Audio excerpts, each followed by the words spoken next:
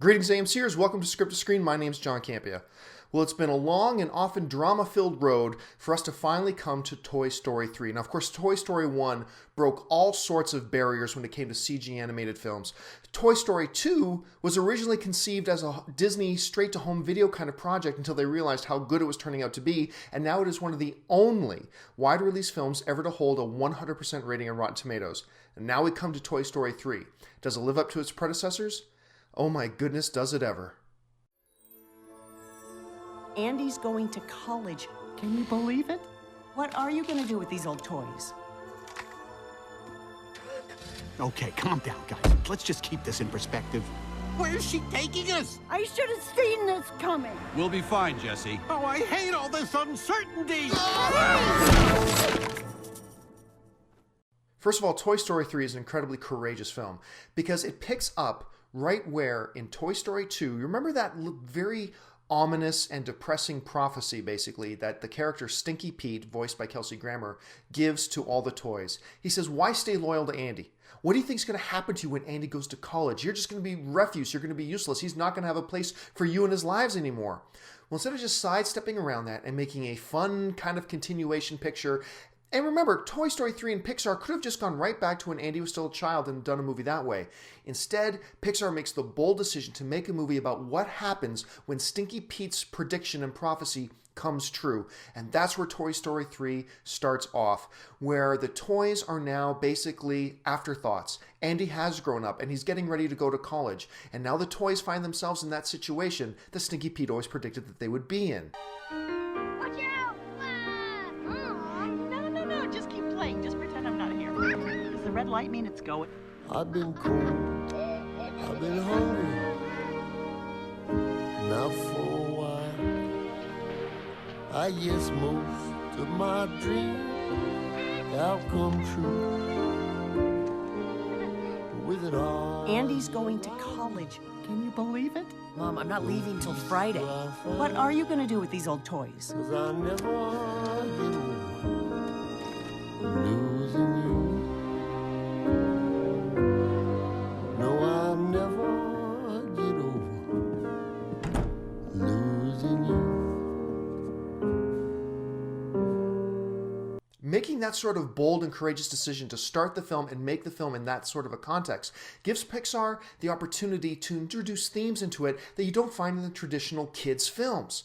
In this movie, it talks about loss and sacrifice and endings, as well as it does about the great themes of courage and loyalty and love, especially the love between a toy and his kid. One of the things that the Toy Story franchise has always done really well is given us, the audience, a sense of nostalgia. Not only the nostalgia of going back and looking at these old toys that all of us used to play with, but in Toy Story 3, I sense that real feeling of nostalgia about the original two Toy Story movies. I mean, remember, the first Toy Story film was out ages ago, and now as I'm watching this and they're revisiting themes and lines and scenarios that were in the original film, and it took me back to all those years ago when I first watched the original Toy Story. Toy Story 3 is incredibly funny. I don't know that I'd go so far as to say it's as funny as Toy Story 2, but it very well might be. The laughs are there all the way through the film from the start to the end, and it's an incredible thing to watch as you're just so entertained throughout. I'm gonna get played with!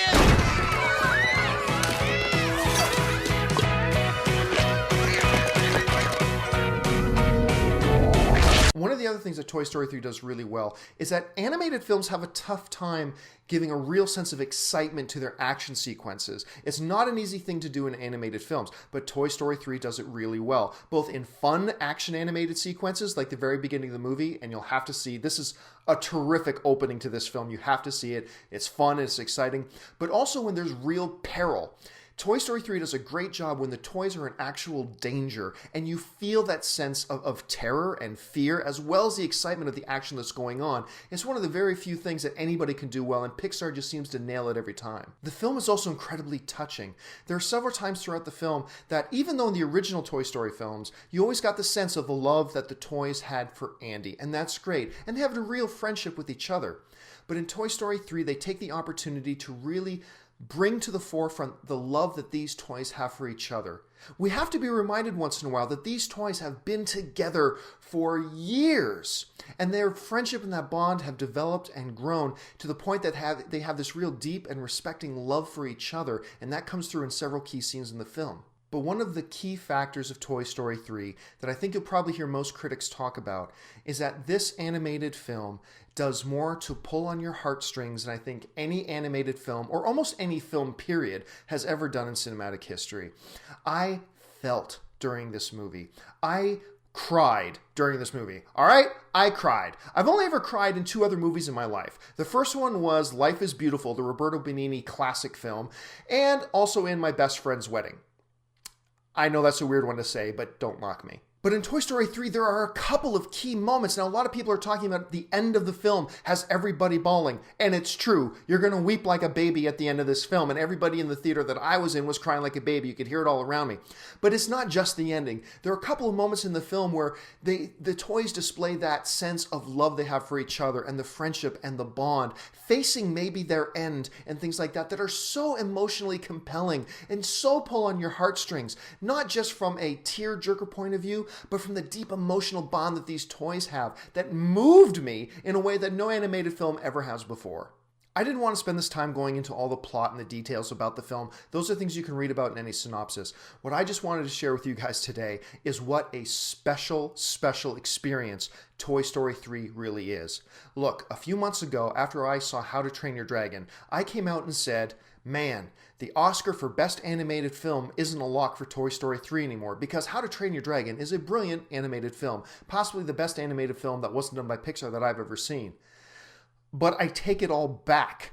Toy Story 3 is not only a lock for the Best Animated Film Oscar this year, Toy Story 3 at this point must be considered the frontrunner for the Best Animated, not just Best Animated, but the Best Picture Oscar at the upcoming Academy Awards. This movie is this good. I'm having a hard time deciding if Toy Story 3 or Up is a better film because they're both so brilliant. But Toy Story 3 is masterful. It is an emotional film. It deals with more complex themes than any animated film ever has before. It's an exciting film. It's an hilarious film. And it's a film also filled with nostalgia, not just for the toys themselves, but for our experiences growing up watching the Toy Story franchise. Overall, this film is absolutely breathtaking and brilliant, and I can't recommend it enough. For all those reasons and more, Toy Story 3 is easily the best film of the year so far. I highly recommend you get out and see it this weekend. For Script to Screen, I'm John Campea.